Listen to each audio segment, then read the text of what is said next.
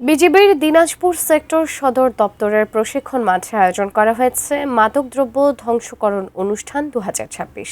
এতে সীমান্ত এলাকায় জব্দকৃত প্রায় 11 কোটি টাকা মূল্যের বিপুল পরিমাণ মাদক ধ্বংস করা হচ্ছে। এ বিষয়ে বিস্তারিত জানাতে দিনাজপুর সেক্টর সদর দপ্তরের প্রশিক্ষণ মাঠ থেকে সরাসরি যুক্ত হচ্ছেন প্রতিনিধি ভুবন সেন। ভুবন, এই অনুষ্ঠান সম্পর্কে আমাদের জানাবেন।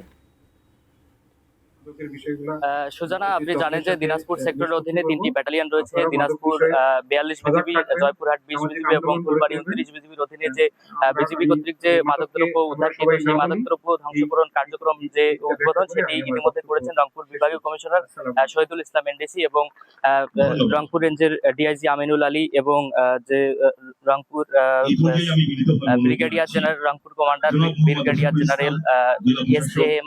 নাসের তিনি উপস্থিত রয়েছেন। শুধু তিনি উপস্থিত নন, এই অনুষ্ঠানকে কেন্দ্র করে ইতিমধ্যেই যেগুলো মাদকদ্রব্য উদ্ধারকৃত মাদকদ্রব্য ফেন্সিডিল, ফেন্সিগ্রিপ এবং বিদেশি মদ এবং বিভিন্ন ধরনের যে নেশাদার দ্রব্য মাদকদ্রব্য সেগুলো কিন্তু ধ্বংস করা হবে আর কিছুক্ষণের মধ্যে রোলারের মাধ্যমে।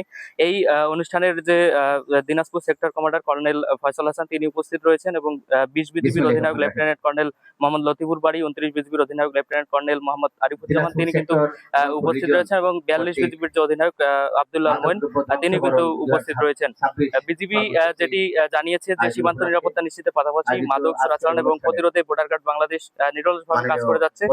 স্বরাষ্ট্রমন্ত্রী ঘোষিত মাদকের বিরুদ্ধে যে জিরো টলারেন্স নীতি সেটি বাস্তবায়নে বিজিবির মহাপরিচালক এবং রংপুর রিজনের কমান্ডার মাদকের বিরুদ্ধে যে বিপুল ও অনমনীয় অবস্থান গ্রহণের নির্দেশ দিয়েছেন সেই নির্দেশনা কিন্তু তারা পালন করছে এবং সেই নির্দেশনা অনুযায়ী দিনাজপুর সেক্টরের অধীনস্থ ব্যাটালিয়ন সমূহের নিয়মিত অভিযান পরিচালনার মাধ্যমে সীমান্ত এলাকায় মাদক এবং চোরাচালান দমনে যে গুরুত্বপূর্ণ ভূমিকা সেটি তারা পালন করছে।